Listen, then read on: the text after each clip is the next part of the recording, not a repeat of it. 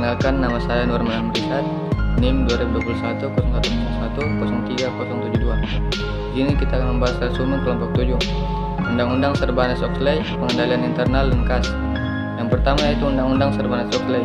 Sarbanes-Oxley, kadang disingkat SOX atau Sarbox, adalah hukum federal Amerika Serikat yang disahkan pada Kongres Amerika pada tanggal 30 Juli 2002.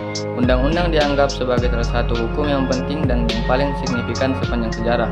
Undang-undang ini menekankan perlunya penilaian serta pelaporan keuangan bagi seluruh peserta.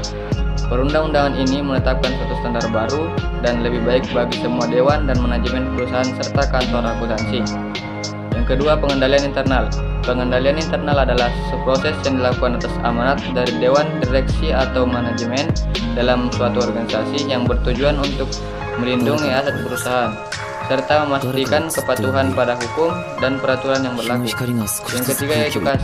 KAS adalah uang tunai yang disimpan di perusahaan baik maupun di bank yang dapat digunakan setiap waktu. Selanjutnya resume kelompok 8 yaitu akuntansi piutang. Akuntansi piutang merupakan salah satu unsur dari aktiva lancar dalam neraca perusahaan yang timbul akibat adanya penjualan barang dan jasa atau pemberian kredit terhadap debitur yang pembayarannya pada umumnya diberikan dalam tempo 30 hari sampai dengan 90 hari. Dalam arti luas, piutang merupakan tuntutan terhadap pihak lain yang berupa uang, barang atau jasa-jasa yang dijual secara kredit. Piutang bagi kegunaan akuntansi lebih sempit pengertiannya, yaitu untuk menunjukkan tuntutan-tuntutan pada pihak luar perusahaan yang diharapkan akan diselesaikan dengan penerimaan jumlah uang tunai. Jenis-jenis piutang. Yang pertama itu piutang usaha. Piutang usaha timbul dari penjualan secara kredit agar dapat menjual lebih banyak produk atau jasa kepada pelanggan.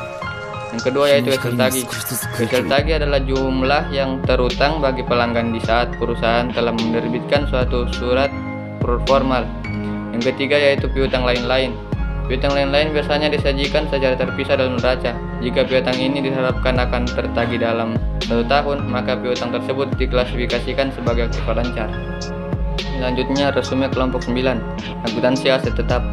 Aset tetap adalah aset berwujud yang diperoleh dalam bentuk siap pakai atau dibangun lebih dahulu, yang digunakan dalam operasi perusahaan, tidak dimaksudkan untuk dijual dalam rangka kegiatan normal perusahaan dan mempunyai masa manfaat lebih dari 1 tahun.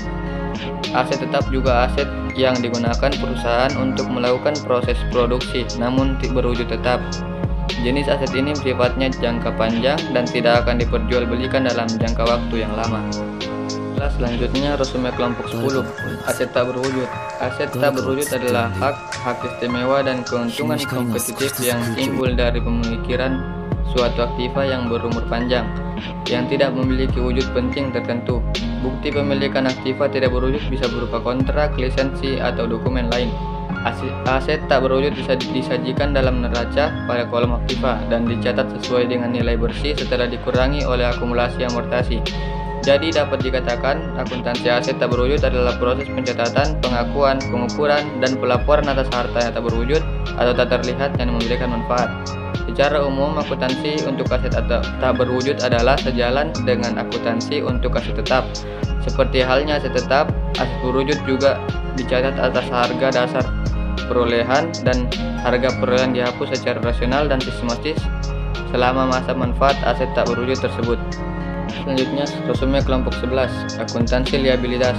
Akuntansi liabilitas adalah suatu kewajiban yang dimiliki seseorang atau perusahaan yang harus dibayarkan berdasarkan periode tertentu. Biasanya didasarkan atas nilai uang atau kewajiban dari suatu pihak lainnya belum diselesaikan atau belum dibayarkan. Liabilitas atau liability adalah jumlah uang oleh bisnis pada periode tertentu. Liabilitas atau biasa disebut sebagai kewajiban juga sering dinyatakan sebagai utang dalam pencatatan akuntansi. Secara sederhana, liabilitas yang dalam bahasa Inggris dikenal dengan liability adalah tanggung jawab, utang atau kewajiban keuangan suatu perusahaan yang harus dibayarkan pada pihak lain, perusahaan lain, perorangan, lembaga keuangan, koperasi, atau bank. Selanjutnya resume kelompok 12, akuntansi penggajian. Sistem akuntansi penggajian adalah suatu sistem, prosedur, dan catatan-catatan yang digunakan untuk menetapkan secara tetap dan teliti jumlah gaji yang harus diterima oleh setiap karyawan, jumlah yang harus dipotong dari gaji itu untuk pajak penghasilan, serta sisa gaji yang benar-benar dibayarkan oleh karyawan. Pencatatan akuntansi dalam sistem akuntansi penggajian. Catatan akuntansi yang digunakan untuk pencatatan gaji dan upah adalah jurnal umum, kartu harga pokok, kartu biaya, kartu penghasilan karyawan. Selanjutnya resume kelompok 13, akuntansi untuk persekutuan. Persekutuan adalah suatu penggabungan di antara dua orang atau lebih untuk memiliki bersama-sama dan menjalankan suatu perusahaan guna mendapatkan keuangan atau laba. Persekutuan menurut para ahli yaitu dapat didefinisikan suatu gabungan atau sosial dari dua individu atau lebih untuk memiliki dan menyelenggarakan suatu usaha secara bersama dengan tujuan untuk memperoleh laba. Persekutuan dapat didirikan baik dua orang atau lebih. Tujuan pendirian persekutuan biasanya adalah untuk memperluas usaha dan menambah modal agar lebih dapat bersaing dengan perusahaan-perusahaan lain serta meningkatkan laba. Bentuk-bentuk persekutuan yaitu yang pertama persekutuan perdagangan, yang kedua persekutuan jasa-jasa, yang ketiga persekutuan umum, yang keempat persekutuan terbatas, yang kelima joint stock company. Demikian dari saya, sekian dan terima kasih.